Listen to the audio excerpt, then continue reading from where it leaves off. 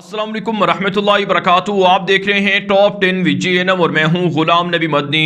दुनिया भर से आज की 10 बड़ी और इंतहाई अहम खबरें जिन पर आज हम बात कर रहे हैं। नाज़रीन किराम, आज 17 मार्च 2021 है और आज दिन है बुध का।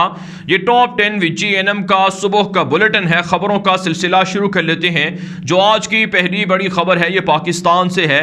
नाज़रीन, पाकिस्तान के अंदर अपोजिशन सियासी जमातों का बड़ा इत्तेहाद PDM था जो टूट फूट का इख्तलाफात का शिकार हो गया है। 26 मार्च को हुकूमत गिराने के लिए लॉन्ग मार्च की धमकियां दी थी अपोजिशन ने और असम्बलियां तोड़ने की भी धमकियां दी गई थी। इमरान खान की हुकूमत को गिराने का ऐलान किया गया था, लेकिन नाज़रीन अपोजिशन इत्तेहाद के अंदर दरारें पड़ चुकी हैं। अब इस्तीफों के मामले पर डेडलॉक सामने आया है। पीपल्स पार्टी और नून लीग के दरमियान शदीद इख्तलाफात खुलकर सामने आए हैं। पीपल्स पार्टी के आसिफ अली सरदारी ने कहा है कि नवाज शरीफ खुद तो भाग कर बाहर बैठे हुए हैं और मुल्क के अंदर एस्टेब्लिशमेंट के खिलाफ एक जंग लड़ना चाहते हैं, असम्बलियां तोड़वाना चाहते हैं, इस्तीफे देना चाहते हैं। अगर वाकई उन्हें जंग लड़ने का शौक है तो पहले उन्हें लंदन से वापस पाकिस्तान आना होगा। जिसके बाद नाज़रीन 26 मार्च को अपोजिशन जमातों का लॉन्ग मार्च कैंसिल हो गया है और इस्तीफों के मामले पर डेडलॉक के बाद PDM भी अंदरूनी इख्तलाफात का शिकार होकर रह गई है।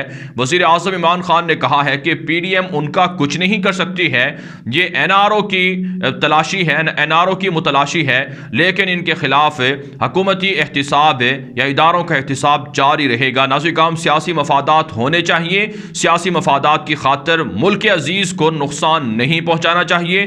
वतन अजीज़ के इदारों के खिलाफ, अफवाज पाकिस्तान के खिलाफ, सिक्योरिटी इदारों के खिलाफ जो जुबान दराजी है वो नहीं करनी चाहिए। जिस तरह से मुस्लिम लीग, नून लीग की जमात के लोग पाकिस्तान तोड़ने की बातें कर रहे हैं, पाकिस्तान के अंदर इंतशार और जंग की बातें कर रहे हैं, उन्हें ये ज़ेब नहीं देता है।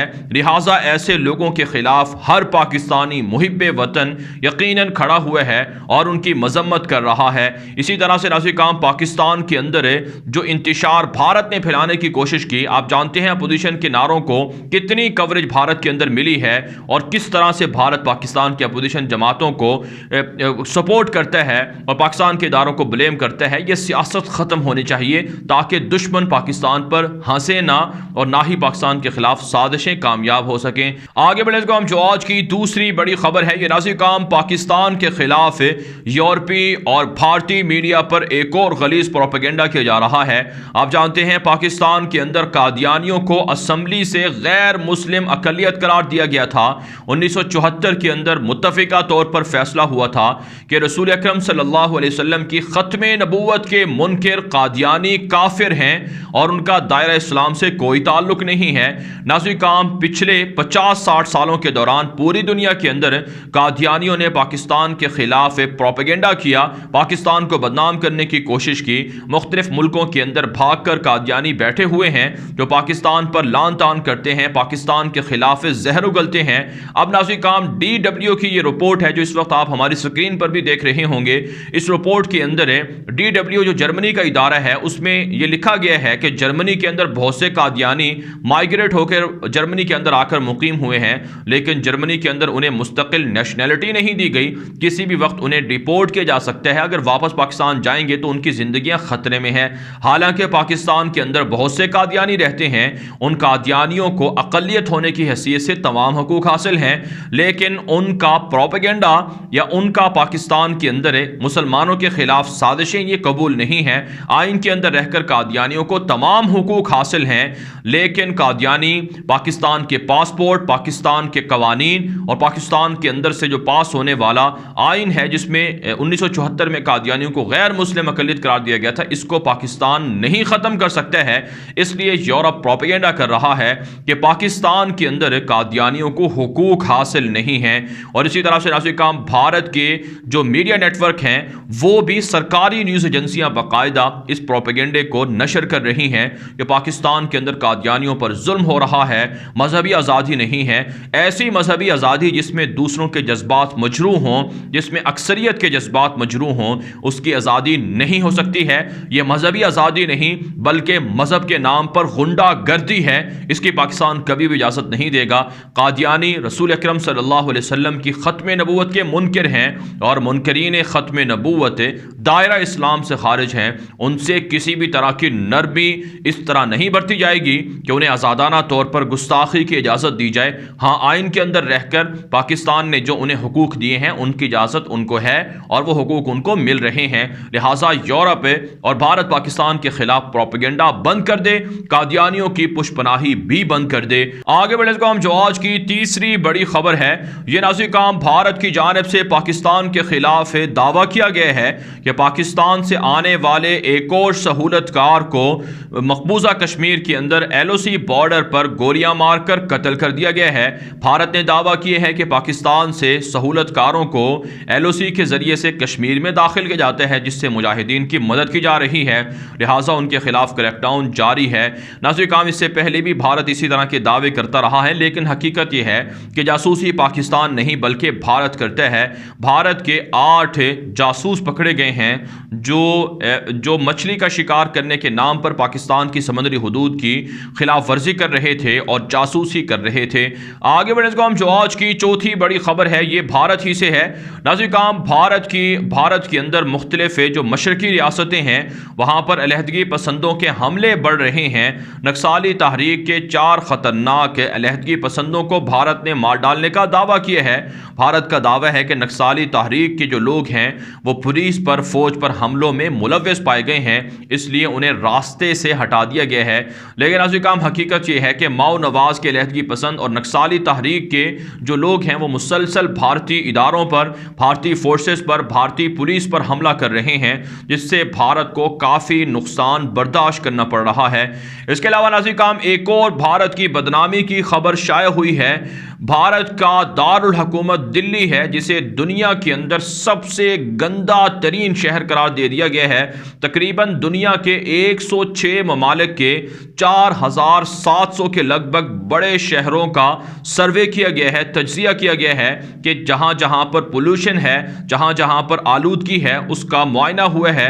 تو اس حوالے سے جو رپورٹ نشر ہوئی ہے اس میں انکشاف ہوا ہے کہ 4700 کے لگ بھگ بڑے شہر جو دنیا کے 106 ملکوں کے ہیں، ان میں سب سے گندا ترین جو شہر ہے وہ بھارت کا دارالحکومت دلی ہے، جہاں 2020 کے اندر 55,000 کے قریب لوگ وہ محض آلودگی کی وجہ سے، ماحولیاتی آلودگی کی وجہ سے جاں بحق ہوئے ہیں۔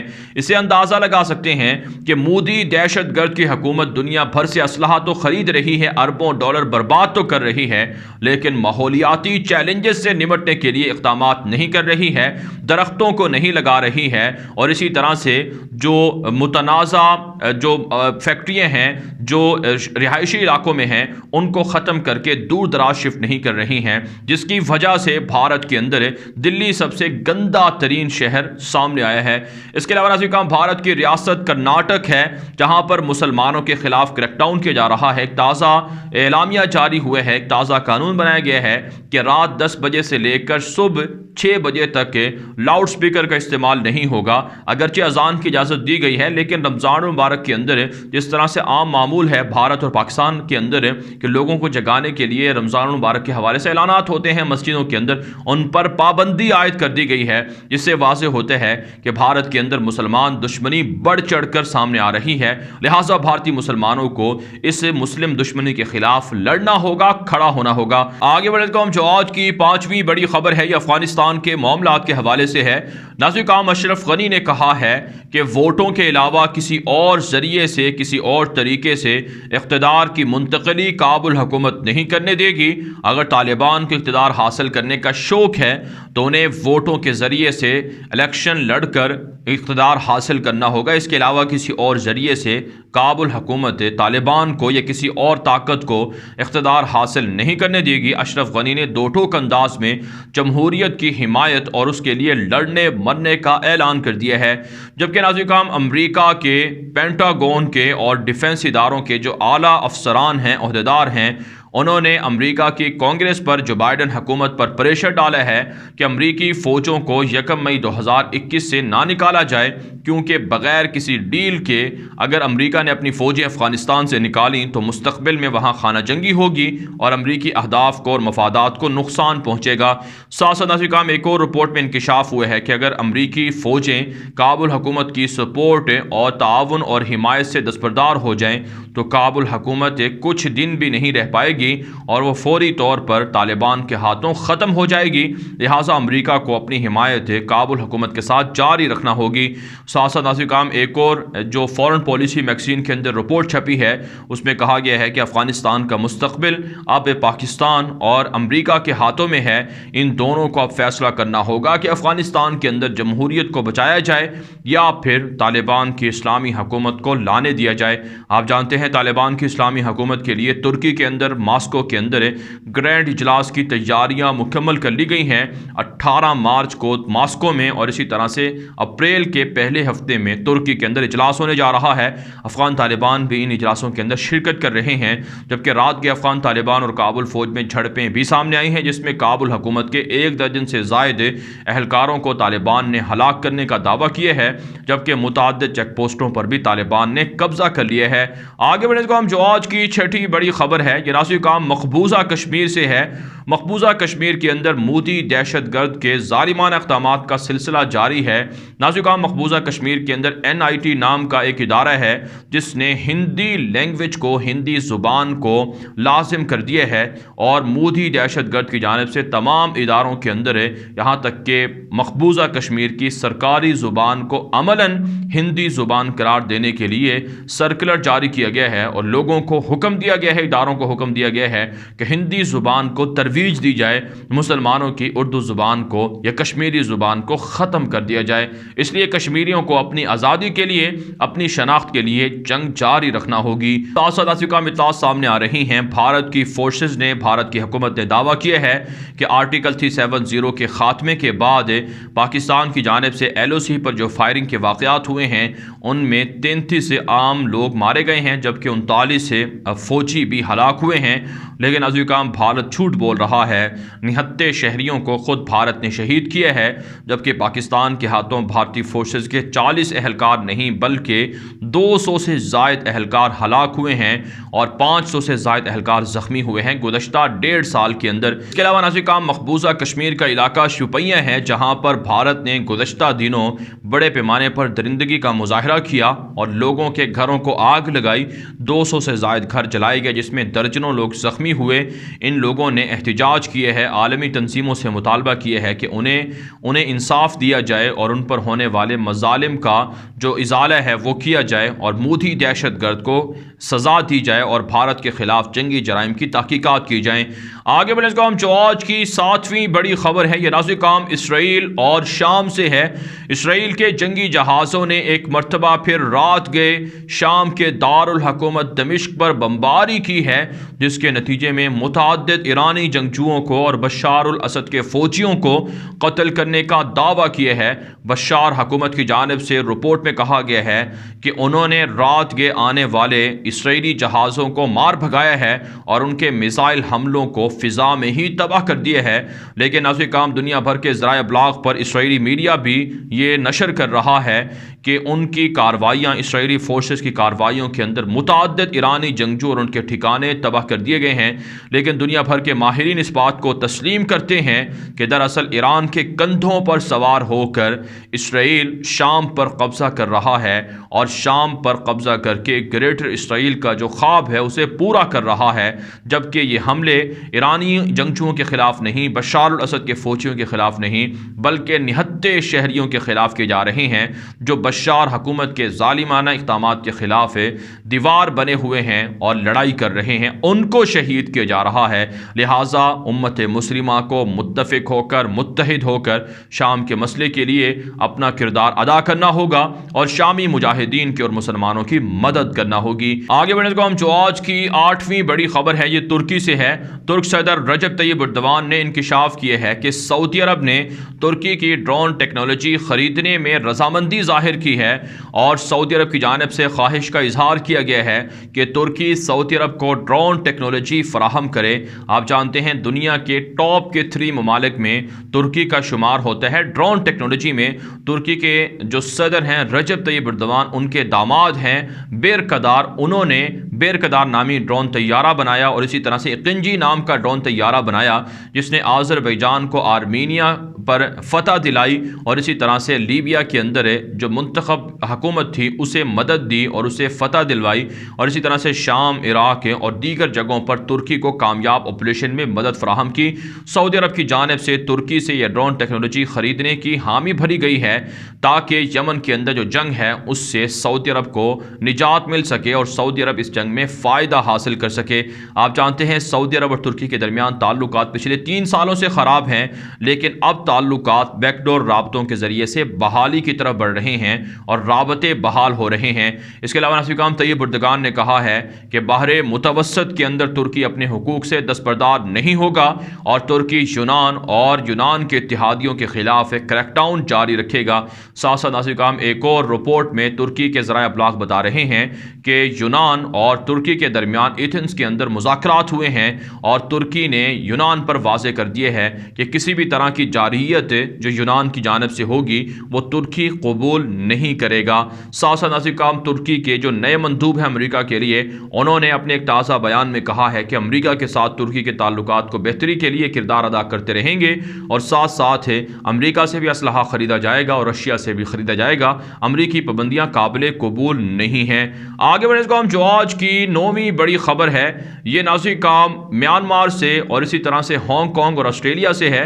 ناظر کام میانمار کے اندر جب سے فوجی بغاوت آئی ہے تقریباً 1 ماہ سے زائد کا عرصہ ہو چکا ہے۔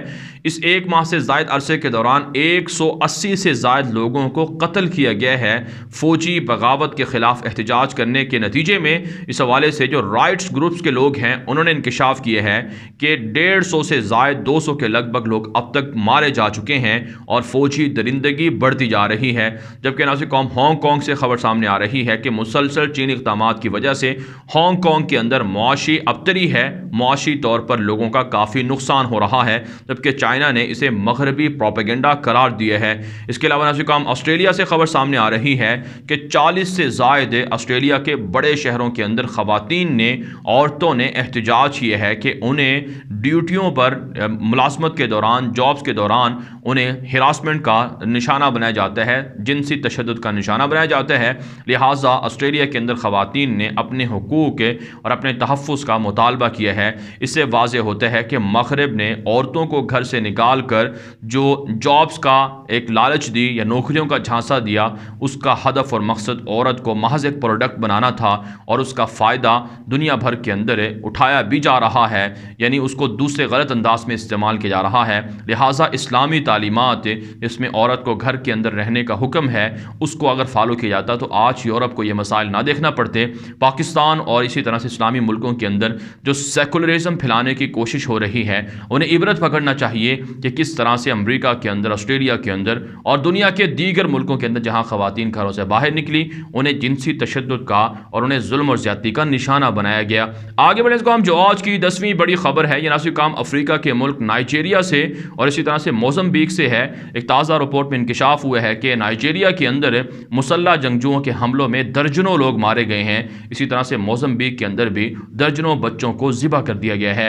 ناظر کام اطلاعات یہ ہیں کہ افریقہ کے ان ملکوں کے اندر تشدد اور ظلم وہ استعماری غارت کر رہے ہیں تاکہ یہاں پر بدامنی ہو اور یہاں کے وسائل کو لوٹا جائے۔ پارا ناظر کام دنیا بھر سے تھی آج کی 10 بڑی خبریں۔ ان خبروں کے حوالے سے آپ کی کیا رائے ہے؟ اپنی رائے کامنٹ کے ذریعے سے ضرور ہم تک پہنچائیں۔ مزید خبروں کے لیے آپ ہمارے ٹویٹر اکاؤنٹس دنیا میرے آگے، غلام نبی مدنی اور ہمارے نئے فیس بک پیج غلام نبی مدنی کو فالو کر سکتے ہیں۔ آج کے لیے اتنا ہی، اجازت دیجیے، اللہ حافظ۔